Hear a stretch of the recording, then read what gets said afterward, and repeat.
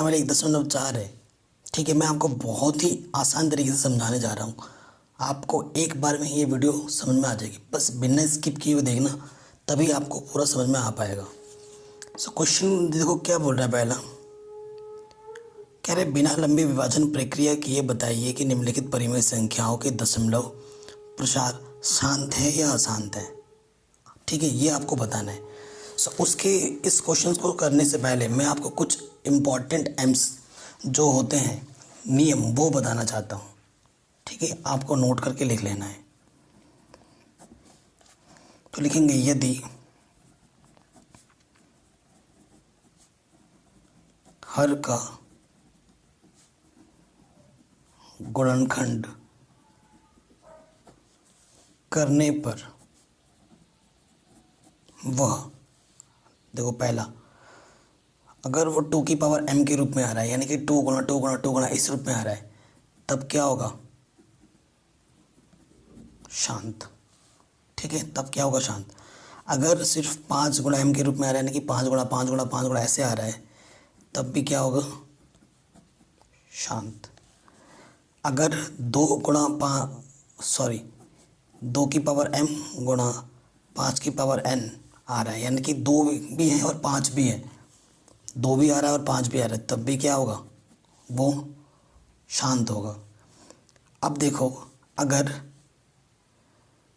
2 भी है, सपोज करो 3 भी आ गया, 2 भी है, 5 भी है और 3 की पावर कुछ है, तो ये क्या होगा? अशांत। अशांत होगा और आवृत्ति होगा। ठीक है, सिर्फ 3 ये सब नहीं है, 3 सपोज करो 7 ये सब कुछ आ रहा है, कुछ अभाज्य संख्या आ रही है ऐसे गुणा गुणा में, तो पता ही क्या होगा? तब अशांत होगा और अनावर्ती होगा, मतलब अनावर्ती। ठीक, इसको बस याद रख लो। आपका क्वेश्चन, हर एक क्वेश्चन यूँ चुटके में बनेगा। ठीक है, बस इस चीज़ को जो मैंने अभी आपके स्क्रीन पर दिख रहा है ना, उसको अच्छे से लिख के याद कर लो, बाकी आपका हर एक क्वेश्चन फिर आराम से बनेगा। पहले क्वेश्चन पे आ जाओ। पहला क्वेश्चन हमारा है 13/3,1,2,5। ठीक है, ये चीज़ है।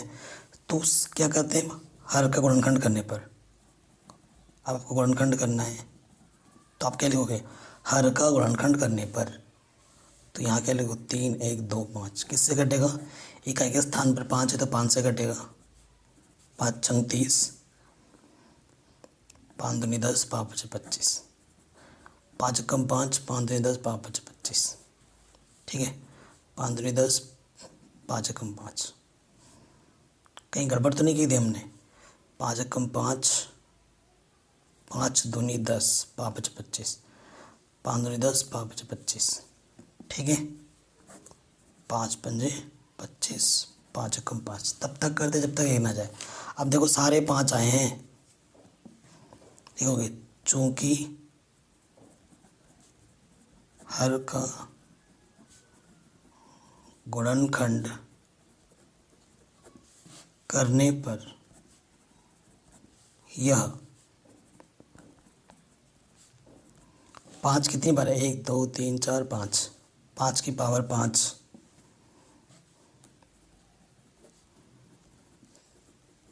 की रूप में है, अतः यह क्या होगा? शांत होगा। अतः ये क्या है? शांत है। ठीक है, आराम से हो गया, कोई दिक्कत नहीं है। नेक्स्ट क्वेश्चन नंबर 2 पे आ जाओ। नेक्स्ट क्वेश्चन है 17/8। तो देखो क्या करना है, हर का गुणनखंड करने पर यहाँ 8 लिखोगे, 2 चौके 8, 2 दूनी 4, 2 एक कम 2, तो गुणनखंड किस रूप में? 2 गुणा 2 गुणा 2, यानी कि 2 की पावर 3 के रूप में आ गया। ठीक है, तो आप क्या लिखोगे? चूँकि यह 2 की पावर m के रूप में है, अतः यह शांत होगा।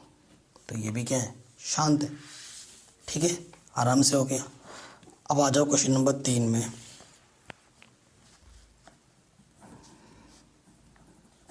64/455। तो क्या करना है, 455 को गुणनखंड करना है। 5 से कटेगा, 5 9 45, 5 एकम 5।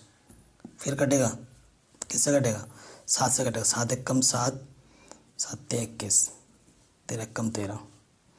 तो देखो इसमें 7 आ रहा है, 13 आ रहा है, और क्या आ रहा है, 5 भी आ रहा है। लेकिन सिर्फ 5 आ रहा है और उसके अलावा 7 और 13 भी आ रहा है। तो इस वजह से ये क्या हो जाएगा, ये क्या होगा, अशांत होगा। ये क्या होगा, अशांत होगा। चूँकि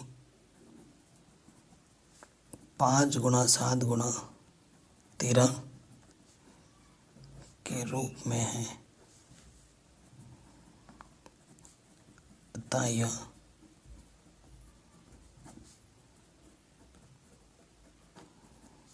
अशांत होगा। ठीक है, चौथे वाले पे आ जाओ। 15/1600। ठीक है, 15/1600 है। अब 1600 का गुणनखंड करो। 2 अट्ठे 00, 2 चक्के 00, 2 दूनी 00, 2 एकम 00, 2 पंजे 0, 5 एकम 0, फिर 2 पंजे 0, फिर 5 एकम 5। तो इसमें देखो सारे 2 और 5 ही आ रहे हैं, है ना, 2 और 5 ही है ना सारे। तो क्या लिखो, चूँकि यह 2 गुणा 5, 2 कितनी बार है, 3 4 5 6, 2 की पावर 6, और 5 कितनी बार, 2 के रूप में है। ठीक है, अतः यह शांत होगा। ठीक है, ये हमारा क्या हो जाएगा, शांत हो जाएगा। नेक्स्ट क्वेश्चन पे आ जाते हैं, 5वें पार्ट में। 5वां पार्ट हमारा क्या है, 29/343। तो देखो 343 का करेंगे गुणनखंड, तो किससे कटेगा, 343। ठीक है, और नेक्स्ट क्वेश्चन क्या है हमारा, 243 है, 5वां क्वेश्चन। तो सोचो, 3 4 7 7 3 10, नहीं कटेगा ये। ठीक है ना। 7 से काट के 7 चक्को 28, कितना बचा, 7 9 63, 7 7 जा। तो 7, देखो गुणनखंड करने पर क्या आ गया, ये 343 का गुणनखंड क्या कर, 7 कितनी बार है, 1 2 3 बार है। तो सिर्फ 7 है, 2 5 नहीं है। तो ये क्या होगा, नॉन टर्मिनेटिंग, यानी कि अशांत होगा, अशांत, और आवृत्ति होगा। ठीक, आराम से हो गया क्वेश्चन नंबर 5वां भी। छठे पे तो कुछ करना ही नहीं है, छठे पे तो करके दे रखा है उसने, 2 गुणा 3 और 5 गुणा 2। तो 2 गुणा 5 के रूप में है, तो ये क्या होगा, शांत। लैंग्वेज नहीं लिख रहा मैं, लैंग्वेज आप समझ गए होंगे। ठीक है, 7वें पे आ जाओ, 7वें पार्ट में।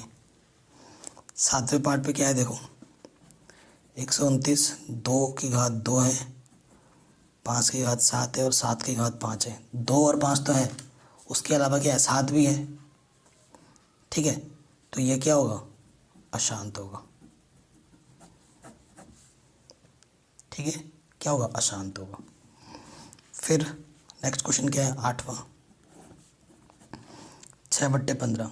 तो 15 का जब करोगे, 3 5 15, 15 का गुणनखंड क्या आ रहा है, 3 गुणा 5, 5 है, 5 के अलावा 3 भी है, अर्थात ये क्या होगा, अशांत। ठीक है, ये क्या होगा, अशांत होगा। ये क्वेश्चन भी हमारा आराम से बन गया। नेक्स्ट क्वेश्चन पे आ जाओ। नेक्स्ट क्वेश्चन क्या है हमारा, 9वां, 35/50। 50 का गुणनखंड करो, 5 का 5 5 0, 5 दूनी 2 एक कम। तो ये गुणनखंड करने पर देखो 50 क्या आ रहा है, 2 गुणा 5 कितनी बार है, 2 बार। सो 2 गुणा 5 के रूप में आ रहा है, तो ये क्या होगा, शांत। लैंग्वेज तो वही रहेगी, क्योंकि हर का गुणनखंड करने पर यह 2 की घात m गुणा 5 की घात n के रूप में है, अर्थात यह शांत होगा। ऐसे लिख देना है लैंग्वेज। 10वें पार्ट पे आ जाओ। क्या है, 77 210। अब इसका फैक्टर करो तो किससे कटेगा, 3 7 21 0, ठीक है। 7 एक कम 0, 2 पंजे 10, 5 एक कम 5, ये आ गया। देखो जब गुणनखंड किया हमने 210 का, तो 3 आया, 7 आया, 2 आया और 5 भी आया। 2 और 5 तो चलो है, साथ ही साथ ये 3 भी है और 7 भी है, जो कि अभाज्य संख्याएं हैं, ठीक है ना। सो ये क्या होंगी, अशांत होंगी, ठीक है। आराम से हो गए सारे। नेक्स्ट पार्ट में आ जाते हैं। इससे पहले मैंने एक वीडियो बनाई थी जिसमें मैंने बेसिक कॉन्सेप्ट समझाया था। उस वीडियो में मैंने बताया था कि प्राकृतिक संख्या क्या है, परिमेय संख्या और परिमेय संख्याएं में कैसे आपको छांटना है। तीसरा क्वेश्चन है, ठीक है। कह रहे कुछ वास्तविक संख्याओं के दशमलव प्रसार नीचे दिए गए हैं। प्रत्येक स्थिति के लिए निर्धारित कीजिए कि यह संख्या परिमेय संख्या है या नहीं। यदि यह परिमेय संख्या है और p बट्टे q के रूप में है, तो q के अभाज्य गुणनखंड के बारे में आप क्या कह सकते हैं, ठीक। सो नंबर 1 की बात करें, ये क्या है, 43.1234567 8 9, ये चीज़ है। सो देखो ये एक शांत है, दशमलव का प्रसार क्या है, देखो शांत दिख रहा है। कभी भी दशमलव जब शांत होती है, ऐसे लिखो, चूँकि दशमलव प्रसार शांत है, अतः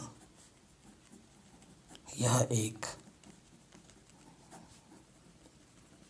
परिमेय संख्या है। जब भी दशमलव प्रसार शांत होगा, ये एक परिमेय संख्या होगा। अब इसे p बट्टे q के रूप में भी लिखना है,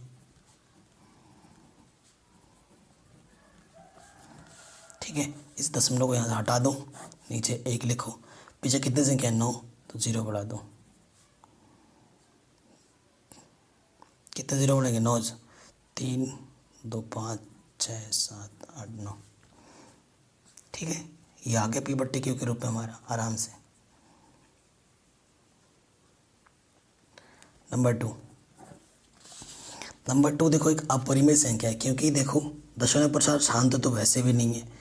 शांत अगर नहीं होता तो हमें एक पैटर्न मिलना चाहिए कि जो चीज़ रिपीट हो रही है, जैसे कि इस क्वेश्चन में रिपीट हो रहा है तो उसके ऊपर डंडा लगा पड़ा है, लेकिन इस क्वेश्चन में कोई डंडा नहीं। 1 2 0 के बाद 1 2 0 0 है, फिर 1 2 के बाद 0 0 है, तो कोई पैटर्न नहीं है, ठीक है। लिखेंगे दूसरे संख्या लिखने के बाद आप क्या लिखोगे, चूँकि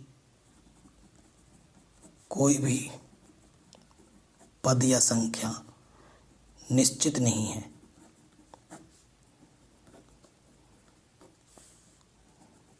अतः यह एक अपरिमेय संख्या है। अपरिमेय संख्या है ये। अपरिमेय संख्या तो p बट्टे q के रूप में लिखी ही नहीं जाएगी, सीधी सी बात है। तीसरे वाले पार्ट पे आ जाओ। तीसरे वाले पार्ट में देखो 1 2 3 4 6 7 8 9 के ऊपर बार लगा पड़ा है, यानी कि ये चीज़ बार बार आएगी।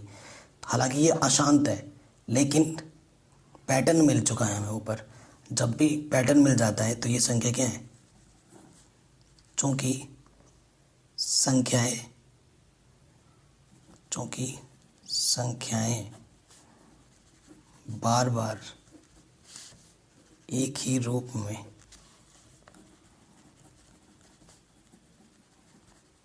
आएंगी, अतः यह एक परिमेय संख्या है। परिमेय संख्या तो p बट्टे q के रूप में लिखना है, तो 43। अब जो भी संख्या है ये लिख दो, 1 2 3 4 5 6 7 8 9, पॉइंट हटा दो और पीछे कितने 0 बढ़ जाएंगे, 9। ये पी बट्टी क्यू के रूप में लिख दिया हमने, ये हमारा आंसर हो गया। तो आई होप आपको समझ में ज़रूर आया होगा। अगर वीडियो अच्छी लगी हो तो प्लीज़ लाइक शेयर ज़रूर करें, चैनल पे नए हो तो सब्सक्राइब ज़रूर करें। Thanks for watching.